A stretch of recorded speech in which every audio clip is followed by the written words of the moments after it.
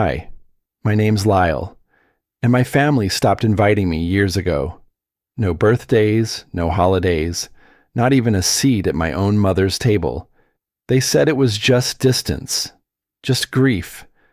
But behind that silence was a plan, one they all whispered about when I wasn't around. Turns out, while I was mourning my father, my stepfather was changing his name, forging documents, and taking the house my dad built, brick by brick, lie by lie.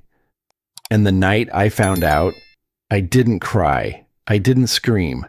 I just walked into that dining room and made sure none of them ever stepped foot in that house again. But here's the thing, that wasn't even the worst of it. What came after, that's the part no one was ready for. So, what would you do if the people who raised you were the same ones who erased you? The air had that kind of chill that settles in when fall is about to give up to winter. I was driving through my mother's neighborhood in Charleston, the same route I'd taken since I was 16, back when my dad still mowed the lawn every Sunday, and the porch light meant, "Come on in, son." That light hadn't been on for a long time. I slowed down as I passed her house, or what used to be ours. There were 3 cars parked along the curb, none of them familiar. Through the big window facing the street, I could see my mother, Marjorie, in her favorite beige cardigan, sitting beside Carlos. He had his arm around the back of her chair like he owned it. Maybe he thought he did. Across from them were his kids, grown adults now, but still carrying that smugness that never quite left their faces. They were laughing, plates clinking, candles glowing. The porch light was off. That detail stuck out like a bruise on a perfect picture. I told myself I was just driving by, but if I was honest, I'd been circling that street for 10 minutes, like some outsider waiting for an invitation that would never come. "They never invited me," I whispered, my breath fogging the window. Maybe they thought I didn't notice, but I did, every single time. It used to be my job to change that light bulb when it burned out. Dad taught me how to wire it when I was 12. He said, "That light's our welcome sign, Lyle. You see it on, you know you're home." Now it was dark. I parked 2 houses down, engine still running, and watched as Carlos stood up to make a toast. He raised his glass with that kind of fake warmth people use when they're performing kindness. "To family," he said, grinning. "The people who choose to stay." Marjorie laughed, but it wasn't real. I saw it. That tight smile, her eyes flicking toward the window for just a second. She knew I was out there, and she looked away. Something in me folded inward. I'd seen her turn her back plenty of times, but not like this. I thought about knocking, walking right up that porch and asking for a seat, maybe even pretending it didn't sting. But I didn't move. Instead, I sat there, hands gripping the steering wheel until my knuckles went white. I told myself I was just passing by, I thought, staring at the lightless porch. But I had nowhere else to go.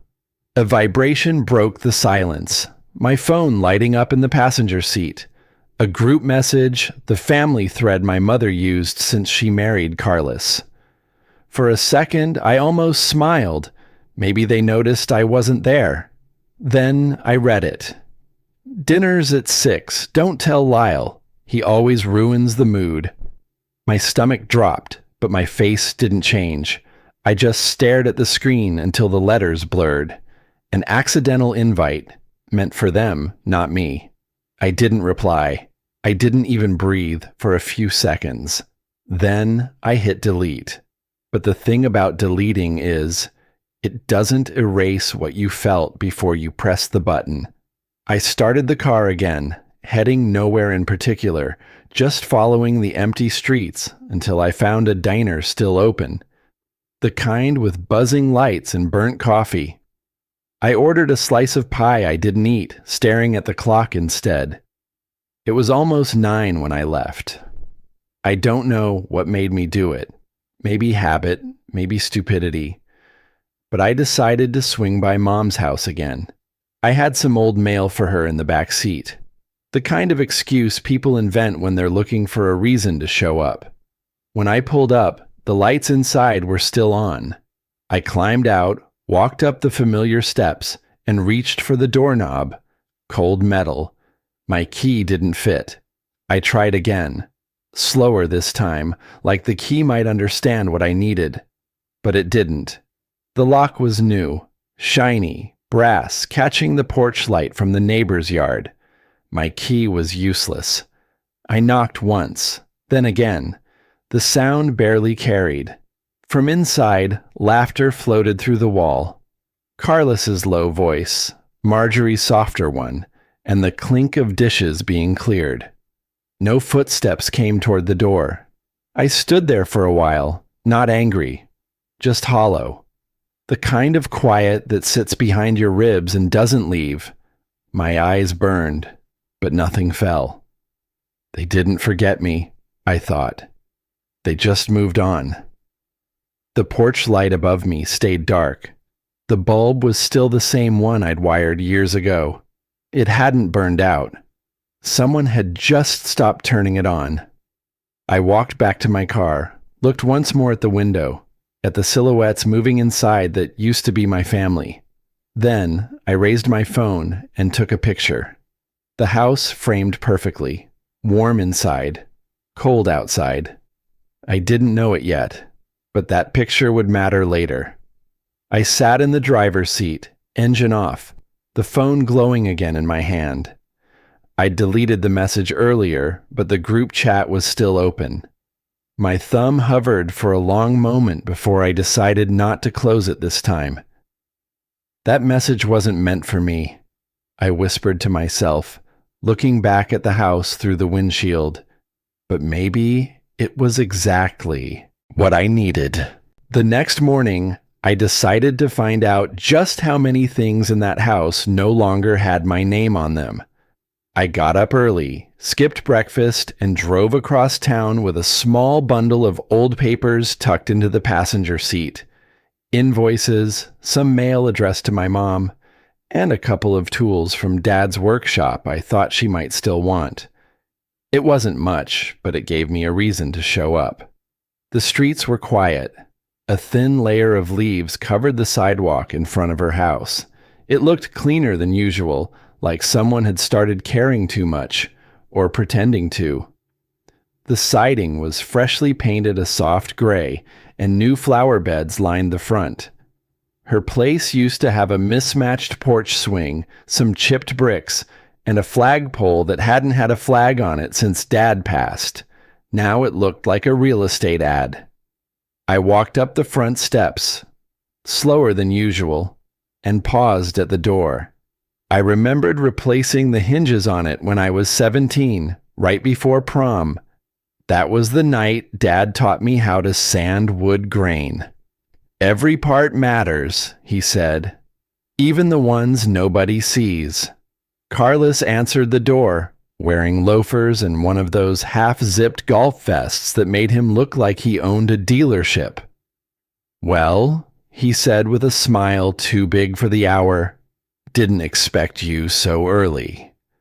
"I didn't expect to need an appointment," I replied, holding up the folder of mail. He stepped aside. "Come on in, kid." I hated when he called me that. Kid. I'm 38. I've paid mortgages, buried my father, fixed roofs, and filed taxes through 2 recessions. I wasn't a kid, but I let it slide. Inside, the house smelled like lemon polish. There was faint piano music playing. Something generic, like what you hear in a hotel lobby. The furniture was different. Softer colors, cleaner lines. It looked like a catalog. The pictures on the wall had changed too. The old family photo with me and Dad in the fishing boat was gone. In its place, Carlos with his arms around his kids, Trevor, Lennon, and Mara, all dressed like they were at a family reunion I never got the memo about. I walked down the hallway slowly, my boots thudding against the wood floor I'd helped refinish once. When you start to feel like a guest in your own home, I thought, you know something's already gone wrong. Marjorie was in the kitchen, clinking dishes around like it was just another Wednesday. She looked up, surprised, then gave me a quick hug. The kind people give at funerals, polite and stiff. "You want some coffee?" she asked, not quite meeting my eyes. "Sure." While she reached for mugs, I wandered toward the living room. Something on the wall caught my eye, a new frame near the hallway mirror. It wasn't a photo. It was a document, framed like a diploma. I stepped closer. It was a property deed. At the bottom, registered owners, Carlos Vane and Marjorie Hale Vane. The date, just 6 months after Carlos moved in. My mouth went dry. That house used to have my name on the title as co-heir. Dad told me it would always be mine when the time came. Carlos appeared at my shoulder. "Oh, it's just for the insurance file," he said, voice breezy. "You wouldn't understand. Legal stuff. It's complicated." I stared at the signature line. My dad's name, but it was scanned, digitally pasted. No pen marks, no ink smudge. A clean copied replica. I didn't say anything. "You all right?" Carlos asked. "I'm just wondering how something so permanent ended up looking so fake." He laughed like I was joking. I didn't laugh back. Lunch was quiet. Marjorie set the table for 6, even though it was just us 3. Or so I thought. Then Trevor and Mara walked in, loud and casual, like they lived there. Lennon followed with a grocery bag and a smirk. Carlos waved at the chairs. "You can take the one by the kitchen door, Lyle. Every other seat was taken." Trevor grinned. "Or you can stand. Builds character." I forced a laugh. "That's all right. I've stood for worse." No one replied. The food was fine. I barely tasted it. Every bite was a reminder that I didn't belong. The kitchen was too quiet between jokes I didn't get and memories I wasn't part of. Marjorie glanced at me. "Don't take it personally, honey. We're just trying to keep things simple." I smiled. It felt tight on my face. When she turned to pour more tea, I whispered, "Simple for who?" Nobody answered that either.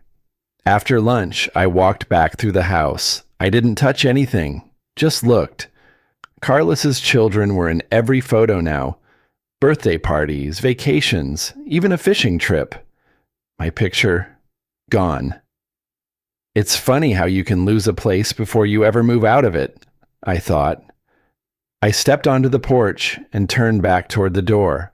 Marjorie was standing in the hallway, folding napkins like it was any other day. "Dad built this house so no one would ever feel like a guest," I said. "Funny how things change." She didn't say a word. I got in my truck, pulled down the street, and glanced once more at the porch light. Still off. When I reached the stop sign, I pulled out my phone. The group message was still there. And then I noticed something. The sender wasn't Carlos. It was her. Mom had sent that message. That changed everything. I started digging into what else she might have hidden and how deep it went. By late afternoon, I found myself sitting in my truck outside the Charleston County Records Office, fingers hovering above the steering wheel. The building looked the same as it had when Dad used to bring me here as a kid. Pale brick, narrow windows, the flag out front limp in the still air. But the last time I was here, we were filing paperwork to expand his construction company. Now I was about to find out if that same company and the house it built had been taken from me for good. I stayed there longer than I meant to. The sound of the engine ticking as it cooled was the only thing keeping me from going inside. I wasn't chasing money. I just needed to know if I'd made it all up, if I'd misunderstood what my father left behind, or if they'd truly erased me. Finally, I got out and went in. The records office smelled like dust and toner. Fluorescent lights hummed above, making everything look too sharp, too sterile. A woman behind the counter looked up from her computer when I gave her my name and the company, Marin Construction. Her eyes flickered with recognition. "You're the son, right? I remember that name. Thought that company folded after the merger?" The word merger stuck to my ribs. I didn't answer. She must have noticed because she cleared her throat and said quietly, "Give me a few minutes." I waited by the old filing cabinets, the kind still labeled with paper tags. My reflection in the glass door looked tired, older than I felt yesterday. When she returned, she placed a stack of printed pages in front of me. "Here you go, Mr. Marin. You might want to sit down for this one." I did. The top document was a property record. The Marin estate, my father's business holdings, his home, the land, had been transferred to Vane Holdings LLC 6 months after his funeral. My name was nowhere. The beneficiary had been changed to Marjorie Hale, but what made my chest tighten wasn't the missing name. It was the signature beneath it, my mother's. The authorization date matched almost exactly with the day Carlos moved in. I read the words again, slower this time. Each letter cut deeper. "She didn't just forget me," I whispered. "She erased me." No one in the office heard. No one would have cared if they did. Around me, people were talking about property taxes, license renewals, small noises of normal life. It's strange how betrayal doesn't sound like thunder. Sometimes it sounds like printers and staplers. I signed the request to make copies, thanked the clerk, and walked out into the sunlight that didn't feel warm anymore. The drive home blurred by. I couldn't even remember the turns I took. When I parked outside my apartment, the sky had already started to dim, streaks of pink fading behind the marsh. I sat there for a while, engine off, holding those pages like they were proof that I hadn't gone crazy, proof that I'd been right all along. That evening, I spread everything out on my kitchen table. The deeds, the signatures, the paper trail. Then, I opened my laptop and pulled up old bank statements Dad had once kept organized down to the cent. I still had digital access because he'd made me joint administrator when he got sick. It took an hour before I saw it. A recurring payment labeled household maintenance reimbursement, transferred every month to a company name I didn't recognize, TL Renovations. A quick search told me enough. The company was owned by Trevor Vane, Carlos's son. And the dates? The payment started months before any renovation had even begun.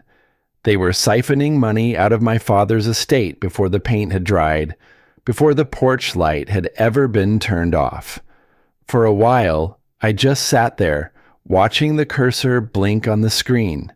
No anger, not yet. Just a kind of quiet clarity. They wanted me gone, I thought, so they could cash in without guilt. Maybe I'd let them keep thinking I was blind. The decision formed slowly, like a brick setting in mortar. I started scanning the documents one by one, saving copies to a flash drive, another to a cloud folder. I labeled the folder Blueprints. Dad used to say every solid house started with one. And this was going to be mine. When I was done, I leaned back in my chair, exhausted. I looked at one of the old photos of Dad on the wall. Him in his work jacket, grinning, blueprints rolled under his arm. I remembered what he said the day he first handed me a pencil and a sheet of drafting paper. Every wall you build will stand, son, but only if it's built with truth. I realized then, this family had built everything since on lies. I shut the laptop, stacked the papers, and tucked them into an envelope. I wasn't ready to confront anyone, not yet. Timing mattered. If I'd learned anything from watching my stepfather, it was that people who think they've already won never see the next storm coming. Before bed, I checked my phone. One new voicemail. I hit play. Lyle, honey, don't come by tomorrow. We're having family over again. It's not a good time. Her voice wavered at the end. Not from nerves, from guilt. For the first time, I heard it in her tone. And that word, family. It hit me harder than I expected. She said it like I wasn't part of it anymore. I sat with that for a while, letting the silence in my truck swallow the rest of me. By Sunday, I couldn't take it anymore, so I decided to see what kind of family they were without me. The sky had started turning amber when I pulled up. I parked 2 houses down, out of habit more than caution. I wasn't invited, and I wasn't sure what I was doing there, but something inside me needed to look. Really look. I grabbed a bottle of wine from the passenger seat, cheap, unopened, more like a prop than anything, and started walking toward the house my father built with his own hands. The lights glowed warmly from every window. Laughter floated out in bursts, the kind that carried through autumn air like music. I stood by the edge of the porch, hearing forks tap against china, someone talking too loud about football, the clink of a wine glass being raised in toast. I rang the bell. Footsteps approached. Then the door creaked open. Carlos stood there in a burgundy sweater like he'd been expecting a magazine photographer. "Oh," he said, his smile stiff. "Didn't you get the message, Lyle? This one's just for immediate family." I held up the bottle. "I wasn't coming for dinner," I said. "Just thought I'd drop by." "Sure." He stepped aside just enough for me to enter. "Well, you're here now." The moment I crossed the threshold, I felt it. The way air changes in a room when someone walks in who isn't welcome. Conversations tapered off. Forks paused mid-air. Marjorie was at the far end of the table, refilling someone's glass. She didn't look up. I scanned the room. Everyone else was seated, all dressed nicely, like they were celebrating something. There was an empty seat near the kitchen entrance. A younger woman, someone I didn't recognize, gestured toward it. "You can sit there," she said lightly. "If you're staying." Carlos laughed too loud. "That seat's always free," he said, eyes never quite meeting mine. "It's out of the way." I walked over and sat. No one stopped me, but no one really resumed talking either. They just adjusted. Sometimes, to see how much you don't belong, you have to show up anyway. Dinner crawled forward. Someone cracked a joke about in-laws. Carlos launched into a story about a fishing trip the boys took last spring.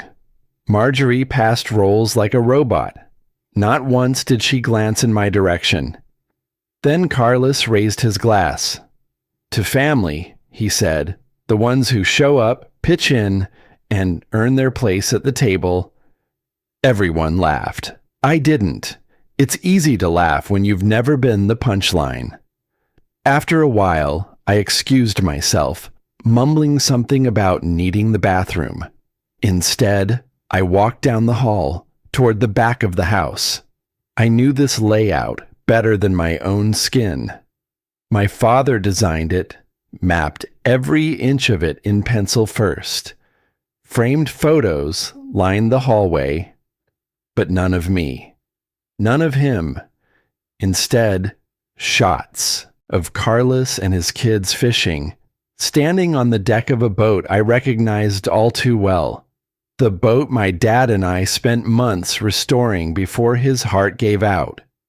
I opened the hallway console.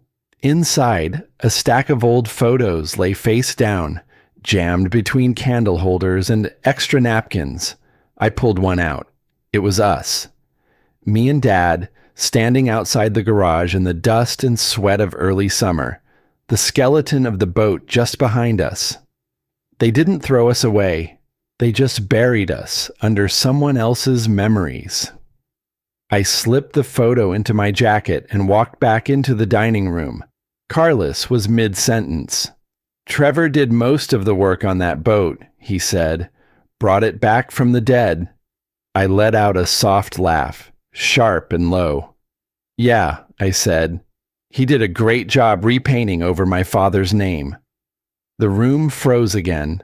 Marjorie looked like she might cry, but she didn't say anything, just stared down at her plate. Lyle, she said after a beat, please don't start. I stood, calm, cold. No, Mom, I said, voice steady. I think I just finished. No one stopped me as I walked out. No one said goodbye. Behind me, Carlos muttered something, probably about me being dramatic. But I didn't slam the door. I closed it soft, like it didn't deserve the effort of noise. Outside, the sky had deepened into dusk. I got in my truck, let the silence settle. Then, I pulled out the photo from my jacket. I looked at it again. Me and Dad, sunburnt and proud. But something was folded behind it. I turned it over. A yellowed receipt. For marine-grade epoxy, sanding tools, varnish. Dated 6 weeks after my father died. Signed at the bottom, Carlos Vane. That receipt didn't just prove who rebuilt the boat, it proved who destroyed my father's legacy. That night, I decided I wasn't going to let them rewrite history without me. I didn't go home. I didn't sleep. I drove straight out of town, following the old back roads that wound through the trees like a memory I couldn't shake. The Marin cabin sat by the lake, 20 miles from Charleston, but a lifetime away from everything else. My father used to call it our real home. It hadn't changed much since the funeral. The porch light still hung crooked, the same one we never bothered to fix. The air smelled of pine and oil, a mix that clung to my childhood. Inside, it was cold, dust on every surface, cobwebs stretched between the tools on the wall. I set the framed photo on the kitchen table, the one I'd taken from my mother's hallway. Then I laid the documents beside it, the receipts, the deeds, the bank statements. I wanted to see the story laid out in black and white. The story of how my father's work had been stolen piece by piece, and how I'd stood by, too quiet to stop it. I found an old bottle tucked behind a shelf, whiskey, the kind Dad kept for celebrations. I cracked it open. The first sip burned.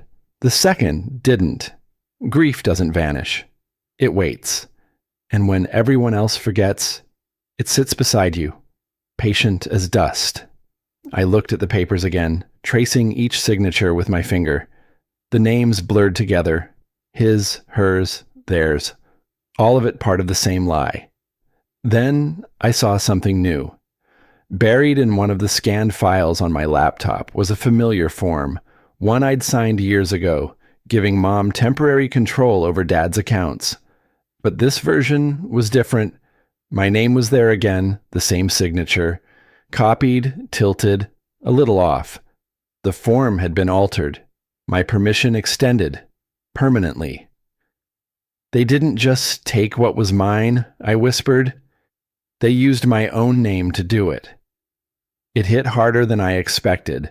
Not just the theft, but the realization that my own trust had been turned into a weapon.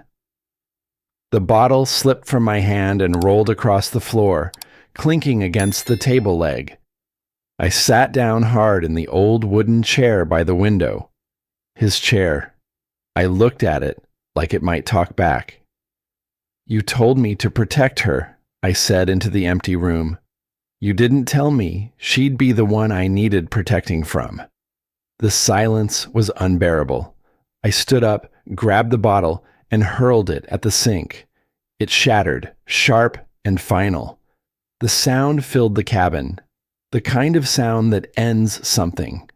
For a long time, I just stood there, breathing hard.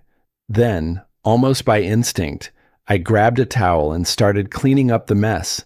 The smell of alcohol mixed with the old wood and metal. That's when I saw it. An envelope taped beneath the drawer, yellowed and curling at the edges. My father's handwriting. I tore it free carefully. On the front, for Lyle. Inside was a folded note and a key.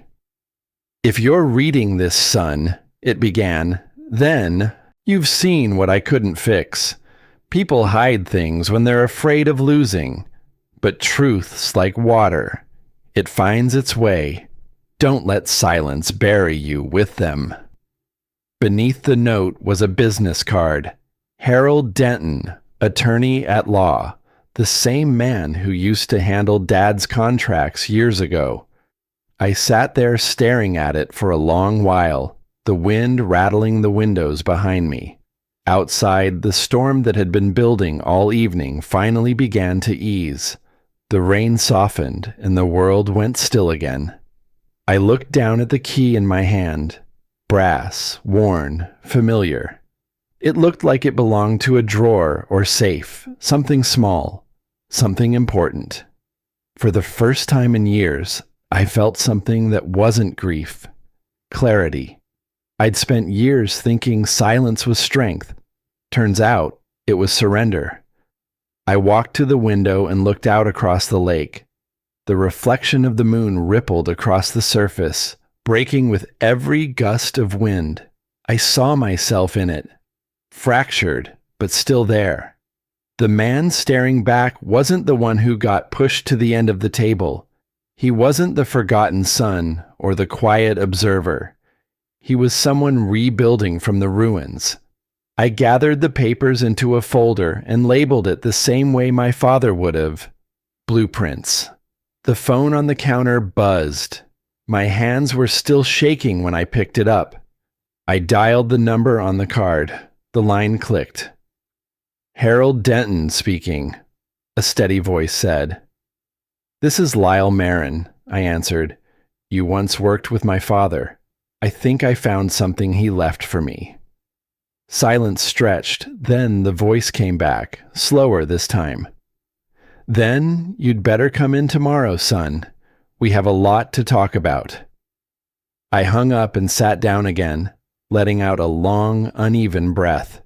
For the first time, I felt the weight shift off my chest. Not gone, just lighter. The photo on the table caught a sliver of moonlight. Dad's face, half lit, smiling faintly. "If silence was my prison," I whispered, "truth was the key." And I just found it. By the time the sun stretched over the pine trees behind the cabin, I was already halfway back to Charleston. I hadn't slept, didn't feel like I needed to. My mind was too sharp, too alive. Like someone had finally cut the fog I'd been living in for years. I drove into the city just after rush hour, the manila envelope riding shotgun beside me like it had its own heartbeat. The key sat in my jacket pocket, warm from the press of my hand. It was old brass, but felt heavier than steel. Downtown Charleston still held its quiet charm. Iron balconies, brick sidewalks, and shutters that had seen a century pass. I pulled up to a modest law office tucked between a bakery and a bookstore. The lettering on the window read Harold Denton and Associates in faded gold paint. Inside, it smelled of old books and stronger coffee. A secretary, maybe in her 50s, looked up with a mix of curiosity and warmth. "You must be Mr. Marin," she said before I could speak. "He's been expecting you." The hallway creaked beneath my boots as she led me back. Harold Denton stood when I walked in. Silver hair, thick glasses, and the kind of presence that didn't need to raise its voice. He looked at me like I was a ghost from a story he used to know. "You look just like him," he said. "Come on in, son." We sat across a heavy oak desk that looked like it had anchored that room since before I was born. I handed him the envelope and watched his face shift as he skimmed the contents. After a pause, he opened a drawer, produced a locked tin box, and turned a small brass key that matched the one from my pocket. Inside was a file stamped Marin Trust, confidential. "I've kept this since your father passed," Denton said. Instructions were clear. Only you could open it. He laid out the documents carefully. There it was, a private trust account set up in my name, scheduled for release upon marriage or turning 40. Whichever came first. But then Denton flipped to the transaction log. I leaned forward, my heart catching. 3 years ago, someone accessed the funds using power of attorney, the name signed at the bottom, Carlos Vane. My throat tightened. "He didn't just take my house," I muttered. "He took my future." Denton didn't look surprised. "That account was meant for you to build your life. He filed as guardian on behalf of your mother, citing emotional instability after your father's death." I stared at the page, the signature I'd once trusted, Marjorie Hale. Neat, steady, cold. "They called my grief a disorder so they could steal with clean hands," I said, the words tasting like rust. We sat in silence for a long moment, the only sound the distant hum of a window unit trying its best. Denton reached into another folder and pulled out an old photograph. "There's something else you should see." I looked down and felt the breath leave me. Carlos, but younger, thinner, dressed in a cheap suit, standing in front of a courtroom. A name scrawled in faded ink across the bottom. Martin Keller, convicted of fraud, identity theft, served 5 years in prison under a different name. "So the man who married my mother," I said, not looking up, "was a man who'd already stolen someone else's life." Denton leaned back. "Your father found out about it shortly before his death. He was preparing to take legal action. Then the accident happened." The floor under me might as well have disappeared. I didn't speak. I didn't need to. After a long moment, I simply said, "Can I get copies of everything?" He nodded. "I'll need a day. And Lyle, you should prepare yourself. There's likely more." "I've been preparing for years," I answered. I walked out of that office into the late morning light with a new weight.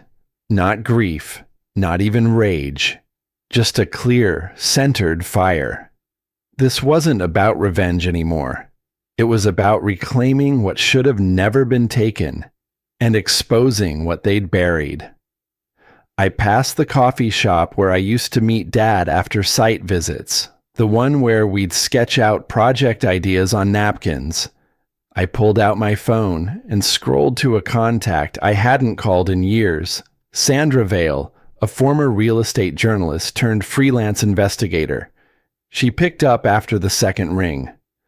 "Didn't expect to hear from you, Lyle." "I've got a story," I said. "One that starts with fraud and ends with my father's name being buried." We agreed to meet the next evening. "If he built his life on stolen names," I said before hanging up, "then I'll make sure everyone knows whose name he used last." I walked the last few blocks to my truck. The wind had picked up, carrying the faint scent of the ocean. And something else. Change. As I approached the driver's side, something fluttered on the windshield. A note, folded once, tucked under the wiper. It wasn't typed. The handwriting was too familiar. Sharp, heavy, deliberate. "Stop digging, Lyle. You won't like what you find." No signature.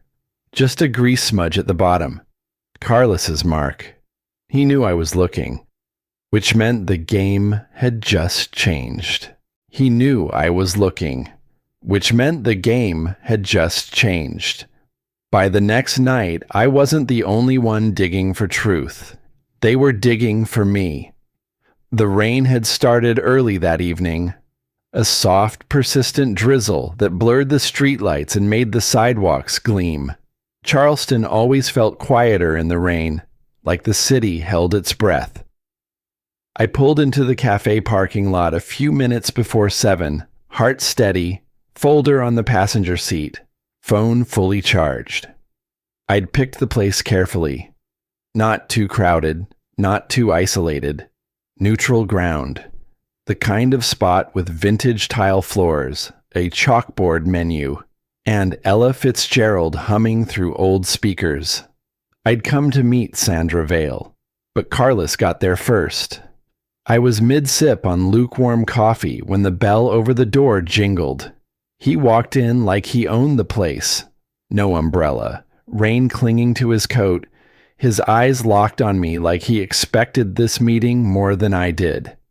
He didn't ask, just pulled out the chair across from me and sat. "You've been busy," he said, voice low and steady. I didn't answer, just let the silence sit between us like a loaded gun.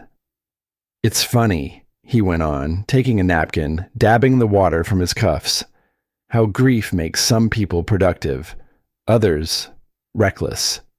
He slid something across the table, a photo, grainy but clear enough. Me, at the cabin, holding the broken bottle, standing alone in the moonlight like a man on the edge. My stomach didn't turn. Not this time.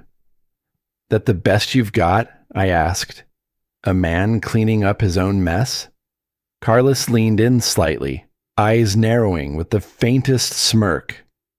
"You really think anyone's gonna believe the story you're building? You've been off the radar for years, drifting, drinking, talking to ghosts." His voice didn't rise. He didn't threaten. He didn't need to. Every word was a brick in the trap he was setting, painting me as unstable, emotional, unfit. Again, I stayed still. I let him talk. "You don't understand what this is, Lyle," he said. "This isn't a moral fight. It's a chess game, and you're not built for it." I smiled slowly. "No, I just built the house you're living in." His face didn't change, but the smirk died. That's when I tapped my phone, face down on the table. The red light blinked quietly. "So, when you used my signature for the trust fund," I said, calm as water, "was that before or after you decided to rename yourself?" He paused, longer than he meant to, then laughed, dry and forced. "You think any of this will hold up? It's your word against mine." "Not anymore," I said, collecting the folder. As I stood, I slid something toward him, the old boat receipt, the one he'd signed under the table. No copies, just the original. Proof. He stared down at it, and I didn't wait for a reply. I walked out before he could reclaim the upper hand. Outside, the rain had lightened, misting under the glow of the street lamps. I pulled my hood up, stepped into the parking lot, and hit speed dial. Sandra picked up on the second ring, her voice muffled by windshield wipers. "He showed up?" she asked. "Yeah," I said, and he talked, a lot. She paused, engine idling. "You ready to make this public?" "Not yet," I replied. "I want him to think I'm losing. Let him feel confident." That pause again, then a small chuckle from her. "You sound like your old man." "I finally get why he didn't yell," I said. "Silence gives them more room to reveal themselves." I hung up, watching my breath fog the windshield before starting the truck. The city blurred past me in slow motion as I drove. I wasn't just chasing evidence anymore. I was building a record. Every lie, every signature, every word they thought they could bury. And now I had their voices. When I got home, something felt off. The porch light was on. That hadn't happened in years. I never replaced the bulb after Dad died. I stepped out, key ready, heart pounding just a little faster now. The front door cracked open. Inside, everything looked still. Too still. The air didn't feel wrong. It felt erased. I walked into the living room. The photo, the one of me and Dad smiling in front of the foundation of our first build, was gone. Not broken, not turned around, just missing. Nothing else touched. No drawers open, no mess. He'd been here. This time, he wasn't just rewriting the past. He was trying to erase the present. I realized if I wanted to end this, I couldn't just expose him.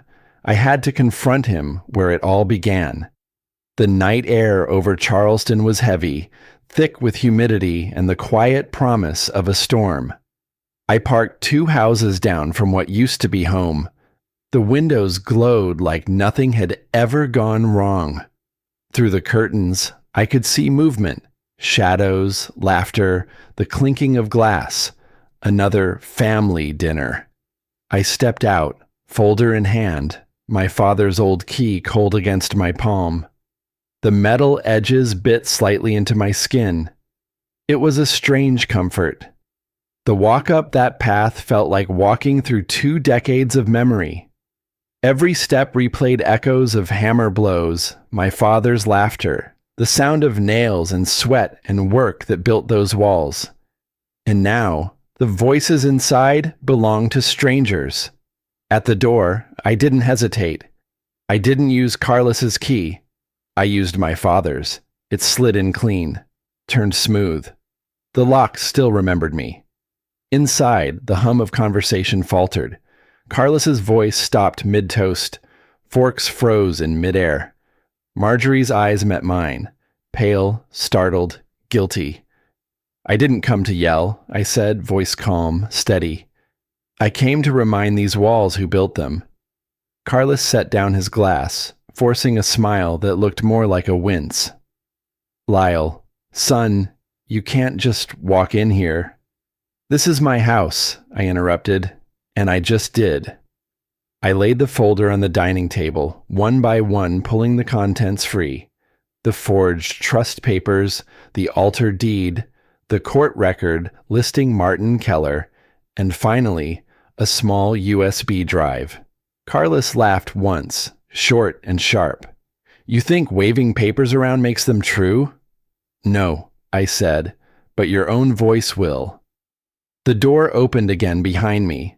Sandra Vale stepped inside, phone raised, camera light glowing. Carlos's composure cracked. Turn that off. Public interest case, she said firmly. Fraud, identity theft, inheritance tampering. You're live, Mr. Keller. For a second, no one breathed. Then everything happened at once. Carlos shouting, Marjorie crying, one of his sons standing up in confusion. Marjorie's hand trembled around her napkin. Lyle, I didn't know. You didn't want to, I said softly. The room went silent again, like the house itself was listening. Carlos moved first, lunging for the folder, but I'd already backed away, calm as a man watching a fire he started to burn clean. Go ahead, I told him. It's all online now. Every signature, every file, every name you ever stole. Sandra's live stream caught everything, his rage, his threats, his panic. Somewhere outside, sirens began to wail. She'd called them earlier as insurance. Carlos turned to me, eyes burning. You'll regret this. I met his stare, unblinking. No, you will. When the police arrived, he tried to talk, to charm, but the mask was gone. His words stumbled. Excuses, tripping over each other. Marjorie stood off to the side, silent, eyes hollow. As they led him out, the sky finally broke open, rain falling steady and cold. I stepped onto the porch, letting it soak through my shirt. The air smelled like pine and freedom. Behind me, I heard her voice. Lyle, I never meant... I know, I said gently, turning just enough to meet her eyes, but love isn't supposed to look like silence. She crumpled in on herself, hands shaking, lips trembling with words that wouldn't come. I didn't wait to hear them. I walked down the steps, the old boards groaning under my weight, same as they did when I was a boy. At the bottom, I stopped. The porch light flickered above me, faint, struggling. I reached up, unscrewed the old bulb, and replaced it with the new one I'd been carrying in my pocket for weeks. It glowed to life, warm, golden, steady. Dad always said a light's only worth something if it helps you find your way home, I murmured. The rain softened to a mist. I turned and walked to my truck without looking back. Days later, the cabin by the lake felt different, brighter, lived in. The photo of Dad and me was back on the mantel, cleaned and framed properly. Sandra's article had gone live that morning. The story had spread faster than either of us expected. The comment section filled with pain and recognition. My stepfather did this too. Families can hurt you worse than strangers. He did the right thing. I didn't read them all, just enough to know the truth had landed where it needed to. I made coffee, sat by the window, and looked out at the lake. The reflection of the porch light shimmered across the water, not from the house in Charleston, but from this cabin, my home now. They thought they could take the house my father built, I said quietly, but all they did was teach me how to rebuild myself. The wind rustled the trees outside, gentle, familiar. For the first time, the silence didn't hurt. It felt like peace. The house was quiet again, not empty, just finally mine. A week later, I went back to the house one last time, not for revenge, but for peace. The storm had passed, both in the sky and in my life. Headlines faded, the neighbors stopped whispering at mailboxes. Sandra's piece had its moment, and then the world moved on, as it always does. But I hadn't yet. There was one door left to close. The Marin house stood silent now, waiting for a for sale sign someone else would plant in the front yard. The police tape was gone. So were the evidence bags, the officers, the noise. Only memory remained, settling in the corners like old dust. I parked across the street, engine idling for a moment longer than necessary. The sun was beginning its descent, that perfect golden hour that makes even the broken things look like art. The door creaked when I stepped in. I didn't flinch. My boots hit the same floorboards I used to sneak across after curfew. The hallway still had the faint scent of paint and cedar. I reached out and touched the wall. 13 years old, my hands smaller. My dad steadying mine as I struggled to keep the roller even. Just a wall, I whispered, but it held everything. Room by room, I walked slow, not out of caution, out of respect, like each one had a voice I didn't want to talk over. The kitchen still smelled faintly of dust and time. I stepped in and stopped short. On the counter was a folded scarf, Mom's. The old lavender one she used to wear every fall. I picked it up, ran my fingers over the worn fabric, and folded it neater. We all lost something in this house, I murmured, setting it gently beside the sink. She lived upstate now with her sister.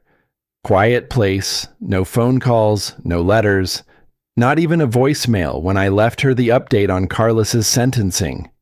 But I wasn't angry. She wasn't evil, just scared. And fear, if you sit in it too long, starts looking a lot like loyalty. She stayed quiet because it was easier than facing what she'd allowed. I understood now. Didn't agree, but I understood. I sat in the living room for a while. The sun had shifted, slanting through the broken blinds. On the wall, I could still see the faint outline where our family photo used to hang, the one with all of us before everything got complicated. It hit me all over again. How time doesn't heal. It just teaches you how to hold the wound without screaming. After a while, I stood up and took one last look around. No tears, no speeches, just goodbye in its purest form. Walking away without dragging the past behind you. By dusk, I was back at Marin Lake. The cabin had become more than shelter. It was mine now, not just legally, but spiritually. The porch boards groaned under my steps the way they always had. I opened the door, inhaled the smell of pine, dust, and something else. Calm. On the mantel, I placed the photo of Dad and me, finally framed, finally clean. Beside it, a small note in my own handwriting. The truth is safe now. Didn't sit inside. Instead, I grabbed a folded blanket from the bench and settled on the porch, watching the water catch the orange and pink from the dying sun. Birds skimmed the surface.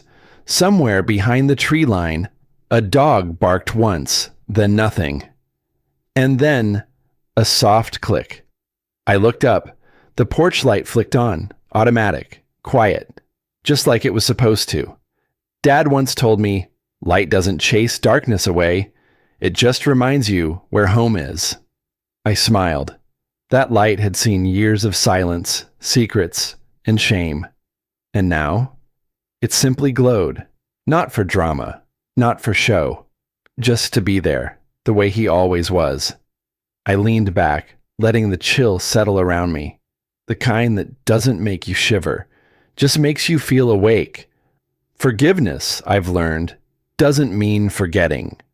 And it's not about telling someone they were right. It's about deciding their weight doesn't belong in your hands anymore. I didn't forgive Carlos for him. I forgave him so I wouldn't carry his name in my thoughts anymore. Same with my mother. Same with the silence. It's funny. I used to whisper when I talked about my father, like I had to earn the right to speak his name out loud. Now I speak it with peace. Lyle Marin, son of James Marin, builder, fighter, survivor, truth teller. The lake was still, glassy. In its reflection, I saw the porch light, warm, soft, steady, like a heartbeat finally calmed. I stood, folded the blanket, and turned toward the cabin. At the door, I paused, hand on the lock. My eyes scanned the trees, the path, the stillness. I used to think silence meant weakness. Now I know. It's just what strength sounds like when it finally rests. I locked the door behind me, walked toward the truck. Halfway there, my phone buzzed. Sandra Vale. One message. They want to adapt your story. TV network. Call me when you're ready. I stopped, thumb hovering over the screen, and looked back one more time. The cabin. The light. The peace. Maybe some stories don't end. They just stop needing to be told.